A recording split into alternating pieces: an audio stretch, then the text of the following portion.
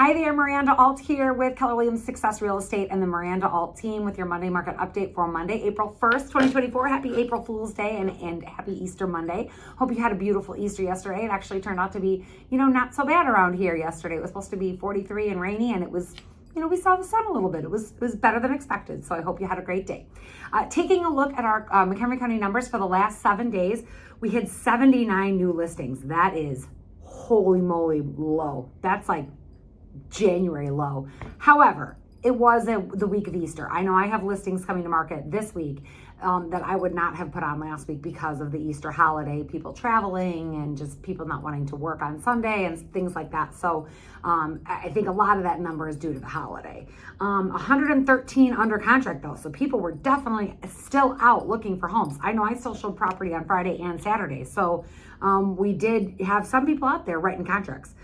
We had 96 closed sales, 25 price changes, 41 private on the private network, and 0 expired. Something to keep in mind is that in 2023, we had the existing home sales hit the lowest levels since 2005. And we are expecting this year to be slightly better, but not a whole lot better. Again, this is a broken record. You've heard this 1,000 times.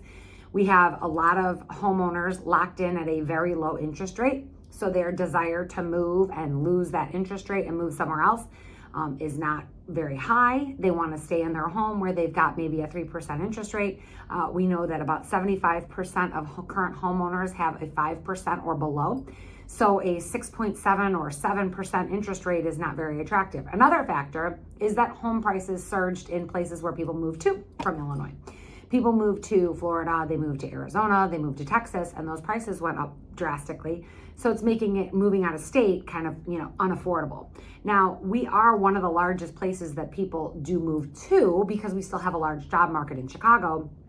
But just nationwide, we are seeing low inventory due to the lack of home builders, because we've talked about this before. The factors that we kind of look at to determine how many homes we have to sell in our inventory is based on how many homes are being built and on household formations. Those are kind of the two things that you really have to look at, because we have first-time home buyers, which is a household formation, or people getting divorced. That's a household formation. One home moves to two.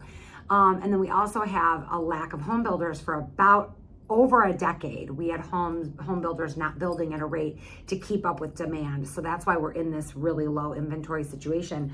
And top economist Mark Zandi warns it could take several years for inventory levels to improve. And that's what I've been saying for a while, is I don't think this is going to change for at least 5 years. I don't think we're going to see inventory levels hit where it's a fair and balanced market.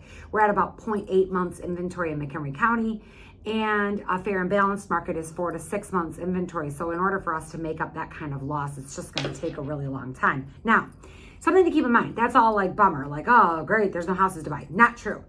One of the things I tell buyers when I'm meeting with them for the first time is there something currently listed that's under contract that you would have bought were you ready when that house hit the market? And most of the time their answer is yes. I love that house that's under contract and probably going to close this week in whatever neighborhood. Okay, great. So there are good homes to buy. They just sell really rapidly. So we have to be ready to go when that house that meets your needs hits the market. So that's more of the conversation that I'm having with my buyers and sellers, because some people still want to move. Some people, they want to have more kids and their house is too small. They're outgrowing their house. Some people, are going to get a different job, and they want to move closer to their new job. These are the reasons that people move. We talk about this all the time. The reasons people move are not because of interest rates. They move because of life changes. Babies, having babies, diapers. So we call them the 3Ds: diapers, divorce, and death. Those are the things that kind of drive motivation to people to move. So obviously, if someone passes away, we often are selling their home, that their estate sale, that their relatives are selling for them. And then obviously also when somebody gets a job change. Okay, so those are the big things. But there are other people who are like, oh, I just would like a bigger house, or I'd like to live in this other neighborhood and things like that. And those people are not really very motivated to sell because they're locked in at such a low interest rate. So a couple different ideas of how to handle this. One of which is, if you're somebody who wants to move and one of the reasons that you don't want to move is because you have a really low interest rate. Well, maybe you don't sell that house that has the low interest rate. Maybe what you do is you keep that house as an investment property And then you go and buy the house that you really want, and then you own 2 properties. Now that might not be feasible for everybody, but for some people it is. Because having an investment property is a great thing to grow your long-term wealth. And I teach a wealth building class on my investor seminar where we talk about how you get a great tenant in your home so that you're not worried about everybody's heard horror stories about being a landlord and having to evict people and all those things. Well, we've got, my husband and I have a great process that we go through of getting good tenants in your home so that you don't have those things. We own 35 rental properties and we have never had an eviction. Never. So that's pretty amazing. And now we might have had tenants that maybe didn't take as good care of the property as we would have liked, but that actually hasn't happened all that often either.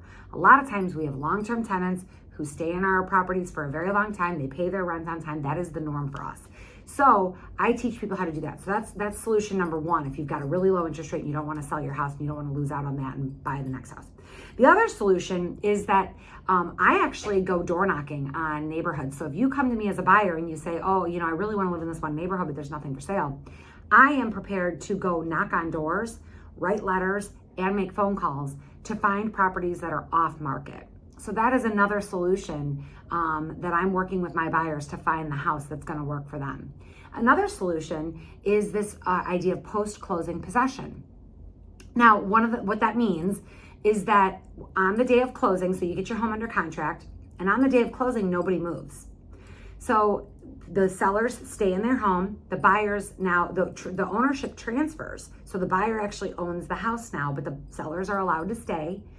And that gives the sellers time to find their next home. So we have all kinds of ways that we've been dealing with this inventory issue because it's not going anywhere, and we need to learn how to manage this and help people still move even during a time of low inventory. So the inventory problem does not seem to be getting a whole lot better. Prices are holding steady. They actually have not gone up as rapidly as people think. They went up very rapidly in 2020 and 2021, and prices still went up in 2022 and 2023, but not as rapidly as they did in those 2021 and 2020. And so appreciation has slowed. It's still continuing to go on, but it's not as bad as it was. We are still seeing multiple offers. We are still seeing bidding wars. I hate that term. It's not really a bidding war. It's just multiple offers.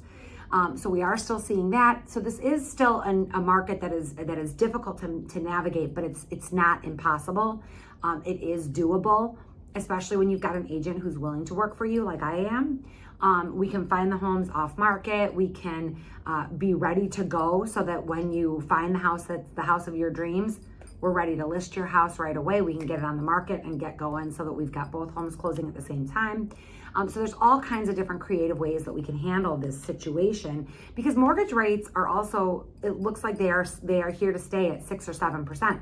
And people are getting used to this new normal of 6 or 7%. They're understanding that they're not going to see 3-4% ever again, potentially never 5%, and that 6 and 7% is normal, it's fair, and it's here to stay. And honestly, Barbara Cochran did an interview with Yahoo Finance, and she was talking about how people should buy a house now because once the interest rates do come down, which they will eventually, you can refinance, and when that comes down, if we don't have more inventory at that point in time, prices are going to skyrocket.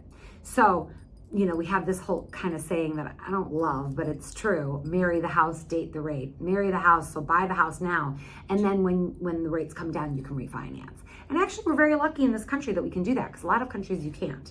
Once you buy the house, you're locked in at that rate. So, lots of different ways that we can navigate this market and get you to the closing table effectively. Another thing is, if you're trying to sell your home by yourself, I totally respect wanting to do that. However, in this market, we are seeing more and more reactivated properties. So what that means is that it went under contract, something happened, the buyer went away, and now the home is reactivated, it's back on the market. So in this market, it's very, very easy to get a home under contract. It's not very easy to get a home to the closing table. So keeping a deal together, navigating the issues that might come up, that's where I come in. That's where an agent is going to step in and make sure that we get you your money at closing. So just some things to think about. I'm Miranda Alt with Keller Williams Success Real Estate and the Miranda Alt team. Thanks so much for watching. We can get you to the closing table. We can get you your dream home. It just takes a little bit of work, which I'm happy to do. I hope you have a great rest of your Monday. Bye-bye.